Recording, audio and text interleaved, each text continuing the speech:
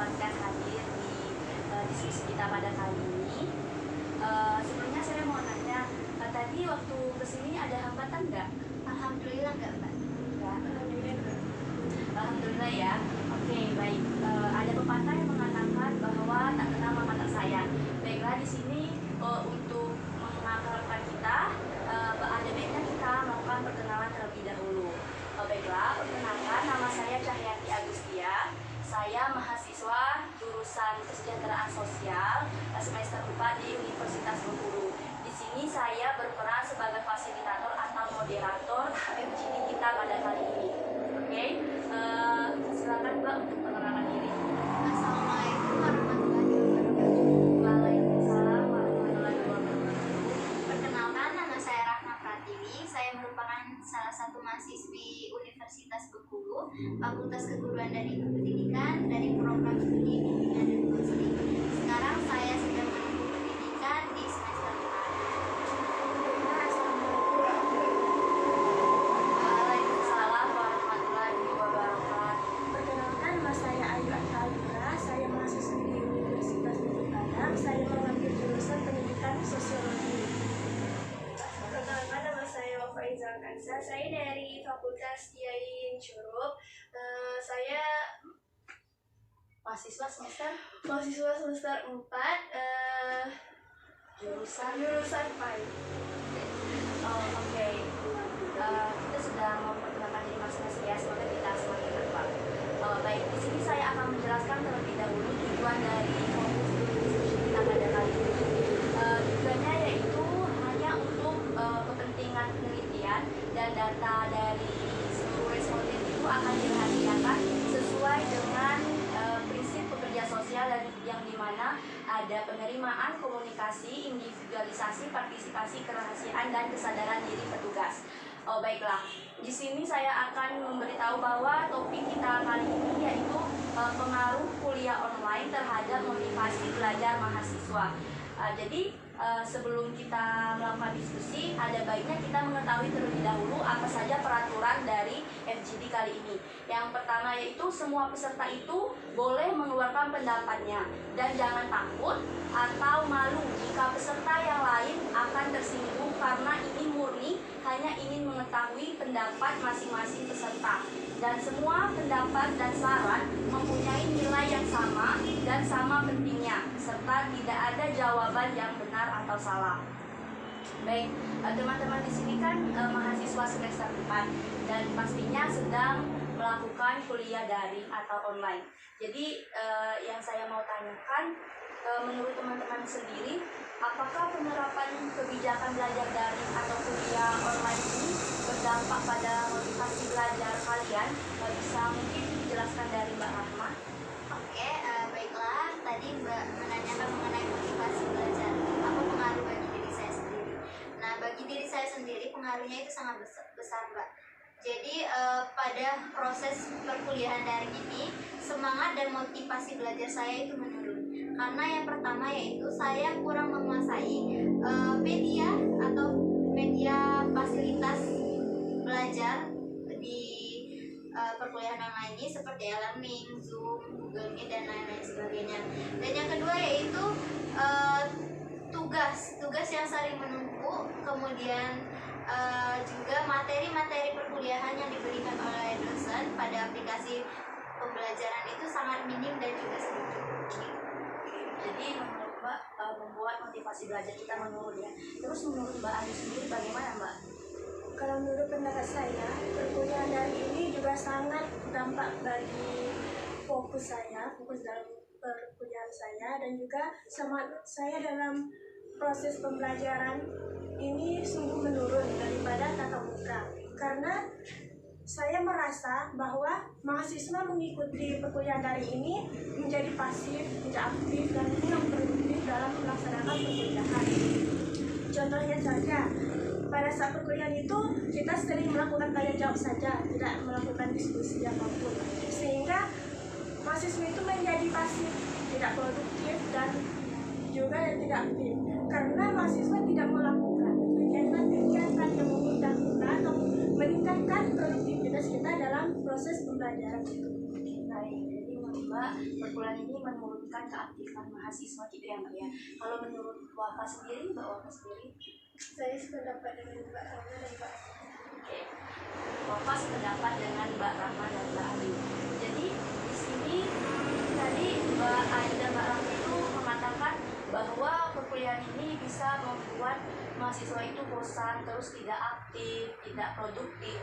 Nah, berarti dapat kita tarik kesimpulan bahwa Mbak itu mengatakan kurang setuju dengan kebijakan perkuliahan online ini.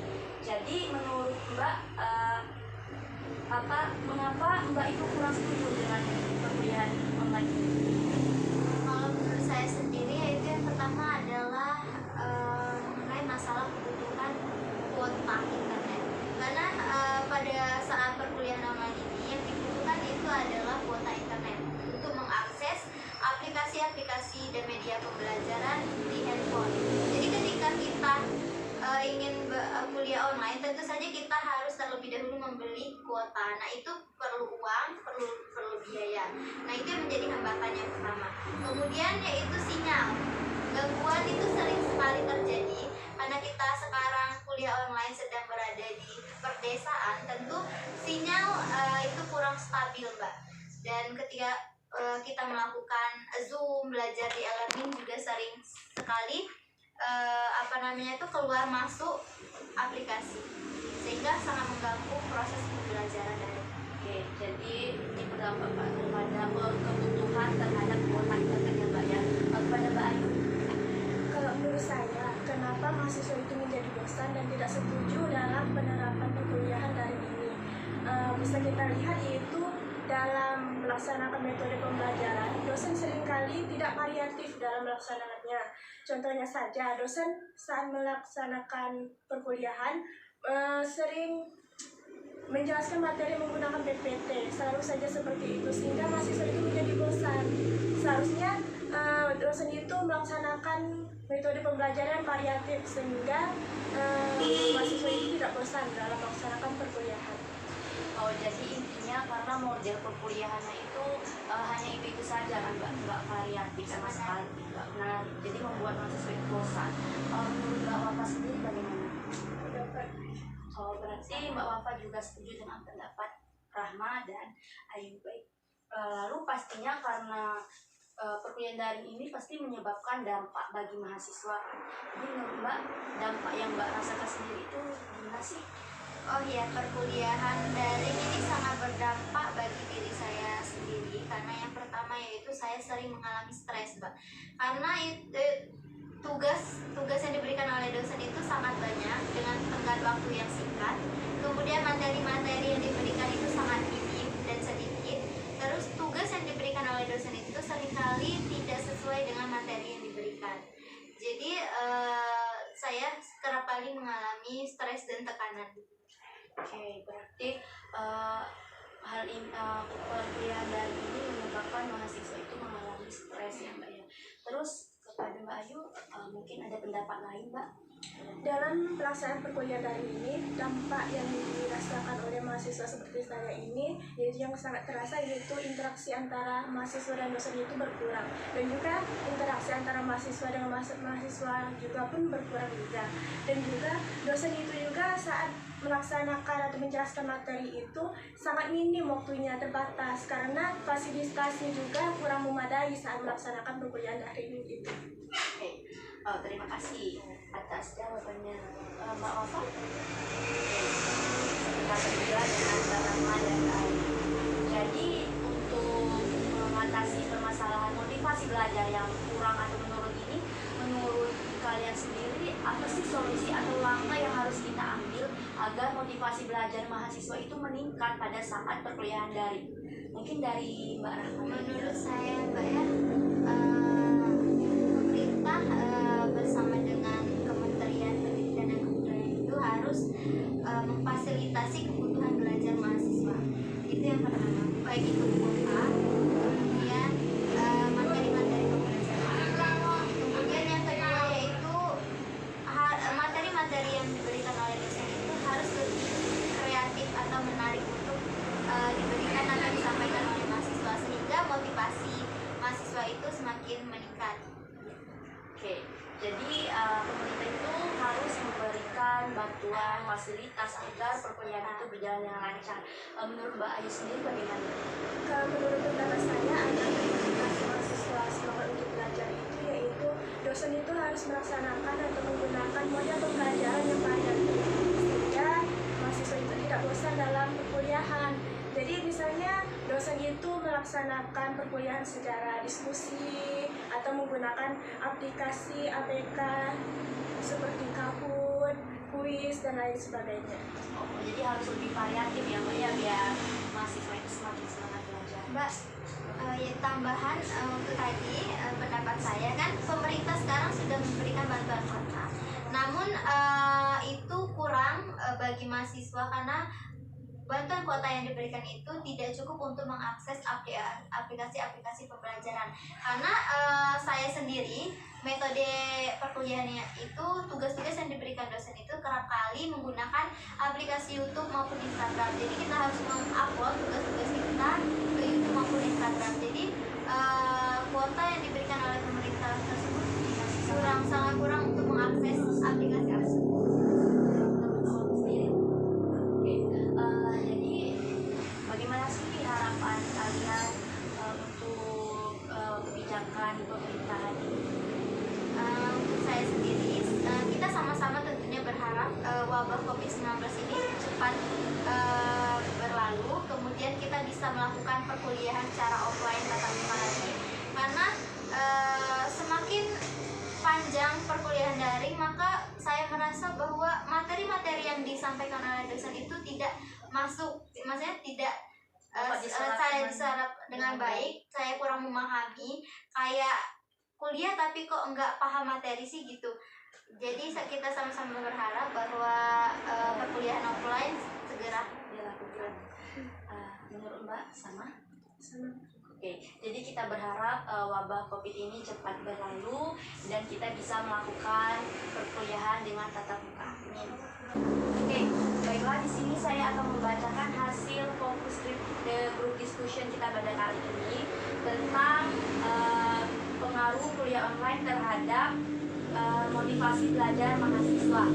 Baiklah, kita sudah mendapatkan penyebab masalah dari penurunan motivasi belajar. Yang pertama itu karena mahasiswa itu tidak memahami sistem pembelajaran daring seperti e-learning, Zoom meeting, Google Meet, dan lainnya. Lalu karena mahasiswa itu kurang aktif, pasif karena sistem pembelajaran yang hanya itu saja.